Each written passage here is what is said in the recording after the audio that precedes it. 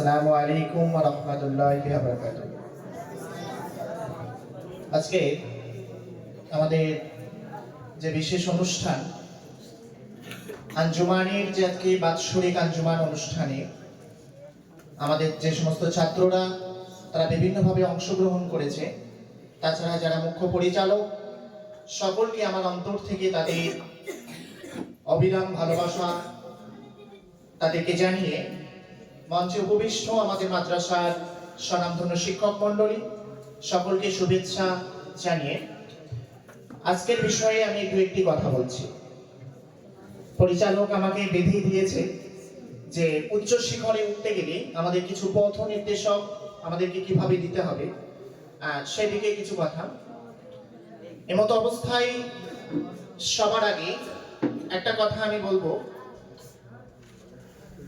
পৃথিবীতে ভিত্তিহীন ভাবে বেঁচে থাকতে পারে সেই ব্যক্তি যার মধ্যে স্বপ্ন নেই। উচ্চ শিখরে পৌঁছানোর প্রধান এবং মূল উদ্দেশ্য যেটা, সেটা স্বপ্ন দেখা। স্বপ্ন অনেক রকমের হয়ে থাকে। আমরা ঘুমিয়ে ঘুমিয়ে স্বপ্ন দেখি, সুন্দর খাদ্য খাচ্ছি বা সুন্দর কোন স্থানে আমরা ঘুরতে গেছি, এটাও একটা স্বপ্ন। কিন্তু উচ্চ শিখরে উঠতে গেলে আমাদের আরো একটি স্বপ্ন দেখতে হয়। বিখ্যাত মোটিভেশনাল স্পিকার আবুল কালাম আজাদ একটা খুব সুন্দর কথা বলেছেন, আমরা সকলেই জানি। স্বপ্ন সেটা নয়, স্বপ্ন সেটাই যেটা তোমার রাতে ঘুমাতে দেয় না, অর্থাৎ জেগে থেকে কিছু স্বপ্ন দেখা।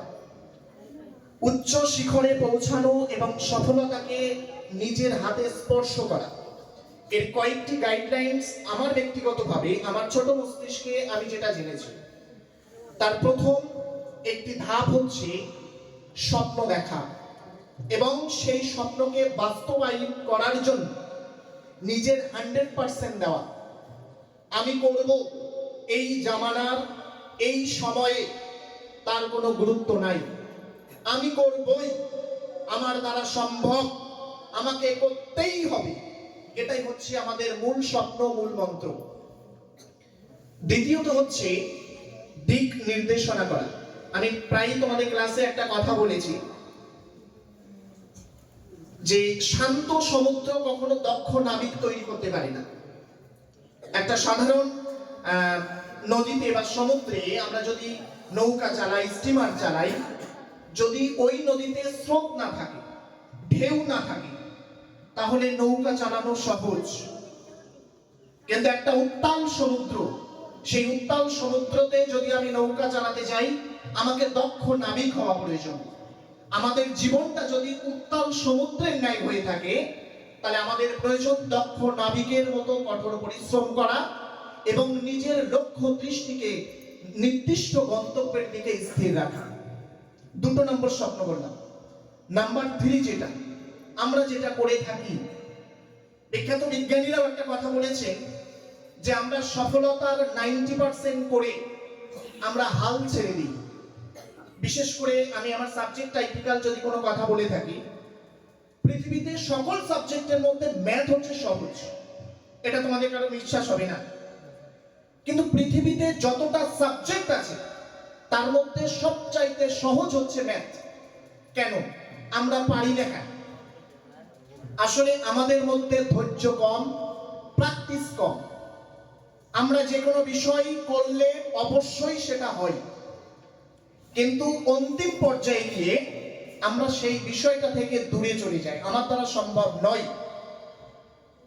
এই জন্য জীবনে নিজের প্রতি অটুট বিশ্বাস রাখা প্রয়োজন। একটি কথা আমি যদি তোমাকে বলি, যে কোনো একটা ছাত্রকে নির্দিষ্ট করে বললাম যে 4 তলায় চলে যাও, সে নির্দিষ্টভাবে 4 তলায় চলে যায়। কিন্তু আমি তাকে যদি বলি 4 তলায় যাও, কিন্তু যাওয়ার পথে সাবধানে যেও, এই জায়গায় একটা অসুবিধা আছে, কারেন্টের তার আছে বা ওখানে কিছু গাছগাছালি নড়ে, সমস্যা আছে। দুটো ভাবে একটা ছেলেকে যদি যেতে বলি, প্রথম সে যতটা সাহস নিয়ে যাবে, দ্বিতীয় ক্ষেত্রে তার মধ্যে অনবরত ভয় ঢুকে যাবে।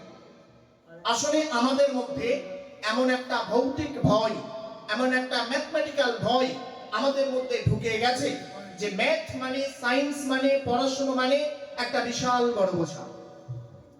পড়াশোনার মূল্য কতটা যদি তোমার বুঝতে হয়, রাস্তার ধারে সুইপার আছে যে যে নিজের ব্যক্তিগত ফর্মটুকু ফিল আপ করতে পারে না, তার কাছে শুনতে হবে পড়াশোনার গুরুত্ব কত। পড়াশোনার গুরুত্ব কত যদি তুমি জানতে চাও, তোমাকে জানা দরকার ব্যাংকের বাইরে বসে থাকা একটা ভদ্রলোক বা ভদ্র মহিলা সুন্দর ড্রেস আপে গেছে, কিন্তু টাকা তোলা বা টাকা জমা দেওয়া ফর্মটুকু লিখতে পারে না। পড়াশোনার মূল্য তার কাছে শুনতে হবে। তোমাদের একটা জিনিস মনে হয়, আমার জীবন, আমার ব্যক্তিগত জীবন, আমি পড়বো ছাই না পড়বো ছাই, কার কি যায় আসে? একটাবার ভেবে দেখো, তুমি নামক ব্যক্তির জন্য পৃথিবীতে কতজন ব্যক্তি পরিশ্রম করছে। নাম্বার 1 তোমার পিতা, নাম্বার 2 তোমার মাতা, নাম্বার 3 তোমার এই মাদ্রাসার 25 জন শিক্ষক। এটা তোমার সফলতার জন্য তাদের নিজের জীবনকে উৎসর্গ করে তোমার পেছনে অনবরত লেগে আছে যে তুমি টাইম মেনটেন করো, পড়াশোনাগুলো ঠিকঠাক করো। তারপরেও আমরা বলি পৃথিবীতে এদের মতো বোকা আর কেউ থাকতে পারে? পারে কি? থাকতে পারে। অর্থাৎ সফলতার জন্য আমি বিশ্বাস করি, যদি 3টে মন্ত্রকে তোমরা যদি নিজের সাথে মিশিয়ে নাও, প্রথমত হচ্ছে স্বপ্ন দেখা, নাম্বার 2 হচ্ছে লক্ষ্য স্থির করা। কি বললাম, বোঝা গেছে? আরেকটা কথা বলি, যেখানে বাংলার একটা বিশাল কবিতার একটা লাইনের একটি অংশ আমি বলছি, এইসব মূর ম্লান মুখে দিতে হবে ভাষা, এইসব শ্রান্ত শুষ্ক ভগ্ন বুকে ধনিয়া তুলিতে হবে আশা। শ্রান্ত শুষ্ক ভগ্ন বুক কারা? তোমরা। তোমাদের মুখে আশা ফোটানোর জন্য আমরা আছি। আমরা শিক্ষক নামক একটা জামা অলরেডি পরে ফেলেছি, এই জামাটা তোমাদেরকে পরানোর চেষ্টা করছি। জামা পরলে ক্ষতি তোমাদের না আমাদের? জামাটা যদি আমার জামা খুলে তোমাকে পরিয়ে দিই, আলটিমেটলি উলঙ্গ হব আমি, ঠিক না? তাহলে তোমাদের যদি উপকার হয়, তোমরা সব জানো, সব বোঝো, তারপরেও সফলতাকে চিনতে পারো না। সফলতা কোথা থেকে আসে? সফলতা আমাদের পেছনে এই স্থানে বসার বদ্ধ প্রতিকার কর। তোমাদের মধ্যে এই স্বপ্ন বাস্তবায়ন হওয়া প্রয়োজন। আজ থেকে 2 বছর পর, আজ থেকে 10 বছর পরে হলেও আমি এই স্টেজের সামনে বসে থাকবো, আমার সাথী ভাইরা আমার সামনে শ্রোতা হয়ে থাকবে। এই স্বপ্ন আছে না নেই? ইনশাআল্লাহ আছে। তাহলে স্বপ্ন বা সফলতার কোনো মন্ত্র নাই, সেটা নিজের কাছে। অর্থাৎ স্বপ্ন দেখো, নিজের স্বপ্নের পেছনে ছোট, লক্ষ্য স্থির রাখো এবং ধৈর্য হারালে হবে। পৃথিবীতে তোমাদের রেজাল্ট আউট হয়েছে খুব শীঘ্রই, আমি ক্ষমা চেয়ে নেব, একটু সময় বেশি যাচ্ছে। রেজাল্ট আউট তোমাদের সামনে, এর মধ্যে অনেকে পাস ফেল। এই ফেলটাও মানুষের জীবনে শিক্ষা দেয়। ফেল মানে তার পরবর্তী পদক্ষেপকে আরো শক্তিশালী করার একটি প্রতিক্রিয়া।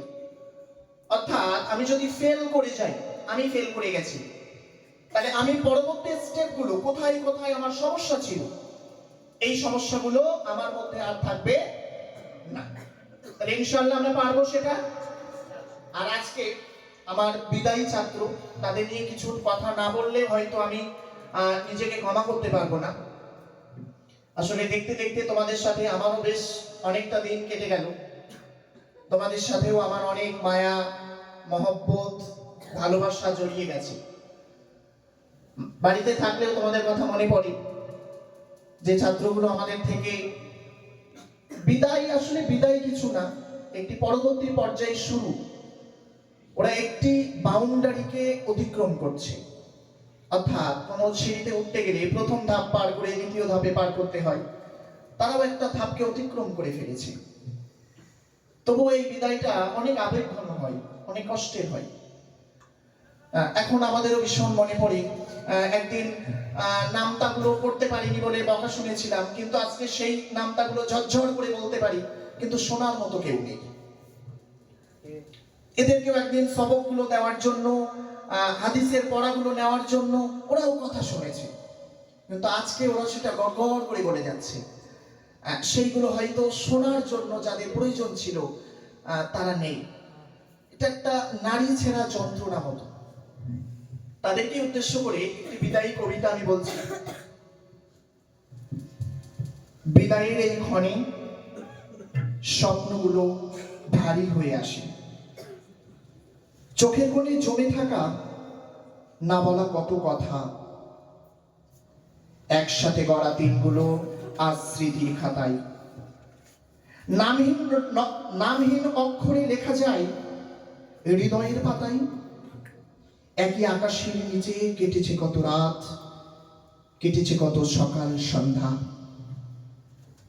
হাসিয়ার অশ্রুর মাঝে শিখেছি জীবন গড়ার মন্ত্রটা। ভুল ছিল, সংশোধন ছিল, ছিল আপন করে নেওয়া। এই পথ চলাছে বুঝেছি মানুষ মানেই আশা। আজ আলাদা পথে পা বাড়াই, ভিন্ন ভিন্ন গন্তব্যে, তবু ফিরে আসা মুহূর্তগুলো হাঁটি সাথে সাথে। বিদায় মানে দূরে সরে যাওয়া নয় একেবারে। কিছু মানুষ থেকে যায় সময়ের ওপারে। যদি কোনোদিন ক্লান্ত হৃদয়ে ফিরে তাকাই পেছনে, এই স্মৃতিগুলোই হবে আশ্রয় নীরব বেদনে। তবু নতুন ভোর ডাক দিচ্ছে নতুন সাজের আশায়, তবু পুরনো দিনের রোদ মেখে থাকি আজও ভালোবাসায়। চলে যাওয়া মানে ভুলে যাওয়া নয়, এটাও জানি আমরা। এই বন্ধন থাকবে অটুট যতদিন থাকবে স্মরণটা। আজ শুধু বলি নীরব কণ্ঠে, বিনীত নয়নে, বিদায় তোমায়, বিদায় তোমায়। আসসালামু আলাইকুম। নারায়ে তাকবীর, নারায়ে তাকবীর।